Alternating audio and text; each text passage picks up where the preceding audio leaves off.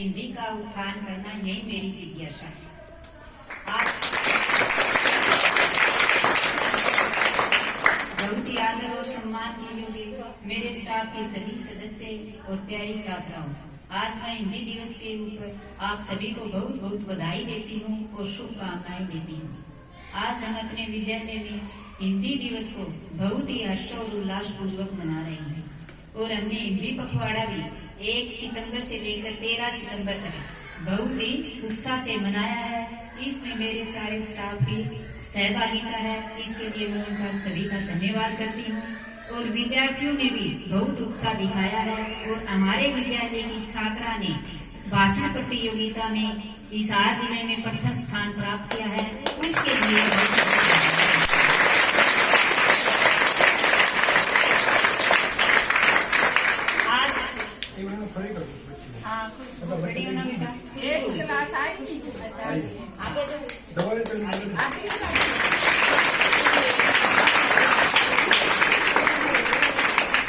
इस छात्रा ने प्रथम स्थान भाषण प्रतियोगिता में प्रथम स्थान प्राप्त किया है। पूरे बताऊंगी। आप सभी को पता है कि हमारा देश बहुत लंबे समय तक अंग्रेजों का गुलाम रहा। पहले मुगल शासन था और बाद में अंग्रेज हमारे देश पर आए और हमने आजादी प्राप्त करने के लिए हमें बहुत लंबा संघर्ष करना पड़ा और 15 अगस्त 1947 को हमारा देश आजाद हुआ। परंतु आजादी में रहने के लिए कुछ कानून और कायदे होते हैं, उन सभी को नियमबद्ध करके हमें ऐसा दस्तावेज तैयार किया जिसे आज हम संविधान के नाम से जानते हैं। और उस संविधान को 14 सितंबर 1949 को हिंदी को राजभाषा के रूप में घोषित किया गया और तभी से हम 14 सितंबर को हिंदी दिवस के रूप में मनाते हैं। और मेरी समझ में हिंदी दिवस का महत्व हमारे स्वतंत्रता दिवस से कम नहीं है, क्योंकि हमारी आजादी हमारी हिंदी भाषा पर ही आश्रित है। इसलिए हमें अपनी हिंदी भाषा पर गर्व करना चाहिए। बेटा, कोई भी राष्ट्र होता है, उसकी अपनी एक स्वतंत्र भाषा होती है, उसकी अपनी एक भाषा होती है और वो भाषा उस देश की राष्ट्रभाषा के नाम से जानी जाती है और वही भाषा उस देश का गौरव होती है। और राष्ट्रीय एकता के लिए राष्ट्रभाषा का होना अत्यंत महत्वपूर्ण होता है और वही भाषा उस देश की शिक्षा का माध्यम बनती है। जब हमारे देश की शिक्षा संस्कृत भाषा में होती थी, हमारे देश की राष्ट्रभाषा संस्कृत भाषा थी, तो हमारा देश सोने की चिड़िया कहलाता था। हमारे देश की नारियां भी वेदों की विद्वान होती थी और शास्त्रार्थ करने में निपुण होती थी और विश्व गुरु के नाम से हमारा देश जाना जाता था और दूसरे देशों को सदाचार और नैतिकता की शिक्षा देता था। और इसके मूल में था हमारा स्वाभिमान, हमारी संस्कृति और हमारे संस्कार। परंतु देखो, जब किसी भी क्षेत्र में, चाहे वो व्यक्ति हो, जब परिवार हो, चाहे वो समाज हो, राष्ट्र हो, जब उसके नैतिक मूल्य गिर जाते हैं, जब सदाचार खत्म होने लगता है, तो समझो उसका नाश निश्चित है। तो यही हाल हमारे देश का हुआ। जब हमारे देश की संस्कृत भाषा का पतन होने लगा, तो हमारे देशवासियों का नैतिक पतन और सदाचार गिरने लगा। तो हमारे ऊपर विदेशियों ने अपनी नजरें गाड़नी शुरू कर दी और हमारे देश में जो भी शासक आया, उसी ने हमारी भाषा पर प्रहार किया और हमारे ऊपर अपनी भाषा थोप दी। और आखिरी में जब अंग्रेज हमारे देश में आए थे, वो एक नीति के तहत आए थे।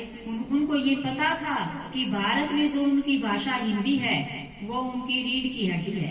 यदि उस रीढ़ की हड्डी को तोड़ दिया जाए, यानी उनकी भाषा हिंदी को खत्म कर दिया जाए, तो वो कई वर्षों तक हमारा गुलाम रहेगा। और वो अपनी नीति में कामयाब भी हुए। उन्होंने हमारे ऊपर लगभग 200 साल तक शासन किया और उन्होंने हमारी भाषा को बदला, देश, भोजन और भारत नाम बदल दिया और अपनी शिक्षा को हमारे देश की शिक्षा का माध्यम बना दिया। आज मैं हिंदी दिवस के इस शुभ अवसर पर भारत की उन 2 महान विभूतियों को नमन करती हूँ, महर्षि दयानंद सरस्वती और महात्मा गांधी जी की स्मृति को वंदन करती हूँ, जो गुजरात में पैदा हुए, गुजराती जिनकी मूल भाषा थी, परंतु उन्होंने हिंदी भाषा के लिए और हिंदी भाषा को बढ़ावा देने के लिए अपना पूरा जीवन लगा दिया। और हमारे देश के माननीय प्रधानमंत्री श्री नरेंद्र मोदी जी भी हिंदी भाषा में जहाँ कहीं भी जाते हैं विदेशों में भाषण देकर हमारे देश की भाषा का गौरव बढ़ाते हैं और उनके समय में भी हिंदी भाषा को बहुत बढ़ावा मिला है।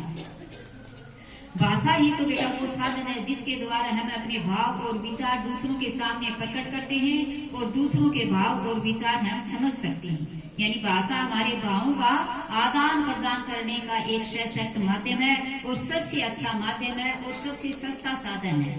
और इस साधन में इतना बल है कि हम पूरी दुनिया को बदल सकते हैं। इसलिए हमें इस साधन का सम्मान करना चाहिए। और भाषा शब्द भाष धातु से बना है जिसका अर्थ होता है वाणी। परमात्मा ने ये भाषा सिर्फ एक मनुष्य को दी है क्योंकि उसी के पास सोचने समझने की शक्ति है। बाकी किसी भी जीव जंतु और पशु पक्षी के पास ये भाषा नहीं है। उनके पास सिर्फ उनकी आवाज होती है और उस आवाज को हम भाषा नहीं कह सकते। और जब बच्चा जन्म लेता है, छोटा होता है, तो उसके पास भाषा नहीं होती और जब वो 2-3 साल का बच्चा हो जाता है तो वो भाषा सीख जाता है। और जो वो भाषा सबसे पहले सीखता है वो उसकी मातृभाषा होती है। सबसे पहले अपनी माँ से सीखता है, अपने परिवार से सीखता है और अपने आस पड़ोस से वो भाषा सीखता है तो वो उसकी मातृभाषा कहलाती है। और एक भाषा राजभाषा का नाम आया था। राजभाषा वह होती है बेटा जिस देश में सभी कार्यालयों और दफ्तरों में जिस भाषा में काम किया जाए, यानी राजकाज की भाषा, वो उस देश की राजभाषा होती है। और राष्ट्रभाषा जिस देश में रहने वाले सबसे ज्यादा लोग जिस भाषा का प्रयोग करते हो। जैसे हमारे देश में लगभग 70% लोग हिंदी भाषा का प्रयोग करते हैं। तो राष्ट्रभाषा बनने लायक यदि कोई भाषा है तो वो हिंदी ही है। और हिंदी को राष्ट्रभाषा बनाने के लिए हमारे जो शिक्षाविद हैं, भाषा के विद्वान हैं, उन्होंने अपने अपने तर्क दिए हैं। हिंदी एक भारतीय भाषा है। हिंदी सबसे ज्यादा बोलने वाले लोगों की भाषा है। हिंदी को समझना सबसे आसान है। हिंदी हमारे स्वाधीनता संग्राम की भाषा है। हिंदी हमारी आजादी के लिए बलिदान देने वाले वीरों की भाषा है। और हिंदी संसार की एकमात्र वैज्ञानिक भाषा है। इसको जैसा बोलते हैं वैसा लिखते हैं और जैसा लिखते हैं हम वैसा ही से पढ़ते हैं। और यदि पूरे देश को एकता के सूत्र में पिरो सकती है तो वो भी हमारी भाषा हिंदी ही काम कर सकती है। इसलिए हिंदी हमारी रीति, प्रीति, प्रकृति, संस्कृति और संस्कारों की भाषा है।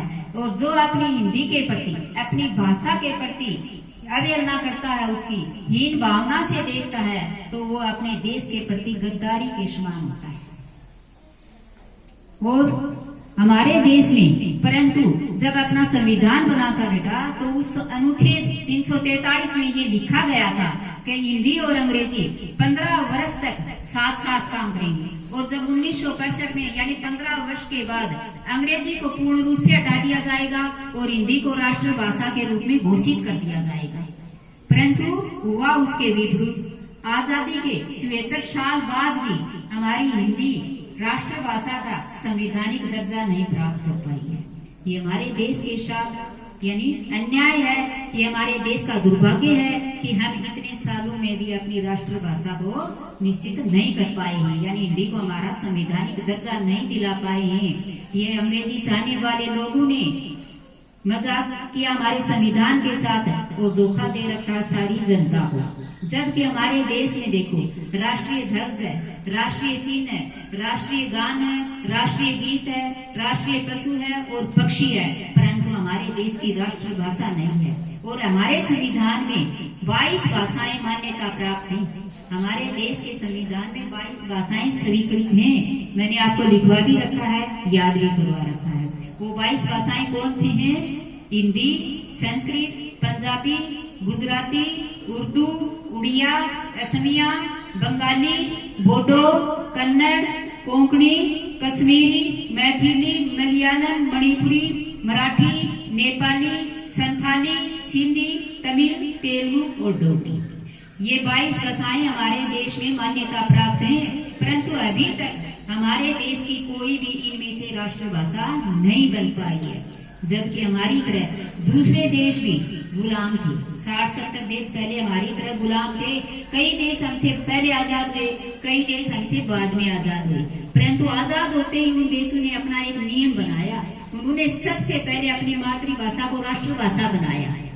जैसे चीन की राष्ट्रभाषा चीनी है, जापान की जापानी है, जर्मन की जर्मनी है, रूस की रशियन है, फ्रांस की फ्रांसीसी है, आयरलैंड की आयरिश है, फिनलैंड की फिनिश है, डेनमार्क की डेनिश है, स्वीडन की स्वीडिश है, स्पेन की स्पेनिश है, श्रीलंका की सिंगली और तमिल है, इंडोनेशिया की डच है, इराक की अरबी और ईरान की फारसी है। तो ये बताओ हिंदुस्तान की हिंदी क्यों नहीं हो सकती? क्या वो देश विकसित और विकासशील देश नहीं है? वो आर्थिक स्थिति में काफी मजबूत देश है, हमसे कहीं आगे है, परंतु वो कहते हैं कि हमारा तो अस्तित्व तभी तक है जब तक हमारी मातृभाषा हमारी राष्ट्रभाषा है, और जिस दिन ये भाषा नहीं रहेगी तो हम फिर से गुलाम बना दिए जाएंगे। और उन देशों में सभी कॉलेज और सभी यूनिवर्सिटी उनकी अपनी भाषा में भी चलती है, परंतु हमारे देश में कोई भी मेडिकल यूनिवर्सिटी, कोई भी कॉलेज और कोई भी इंजीनियरिंग कॉलेज, लॉ कॉलेज कोई भी अपनी भाषा में नहीं है, सभी विदेशी भाषा में है। तो हमें उन देशों से ये शिक्षा लेनी चाहिए कि हमें भी अपनी मातृभाषा का सम्मान करना चाहिए, क्योंकि मातृभाषा माँ के समान होती है और माँ के साथ कभी समझौता नहीं किया जाता, क्योंकि माँ तो माँ ही होती है। तो इसलिए माँ, मातृभाषा और मातृभूमि संसार में सबसे श्रेष्ठ होती है। अन्य भाषाएं सीखना तो हमारे आज के समय की आवश्यकता है, परंतु अपनी राष्ट्रभाषा के प्रति सम्मान रखना हमारा प्रथम कर्तव्य बनता है।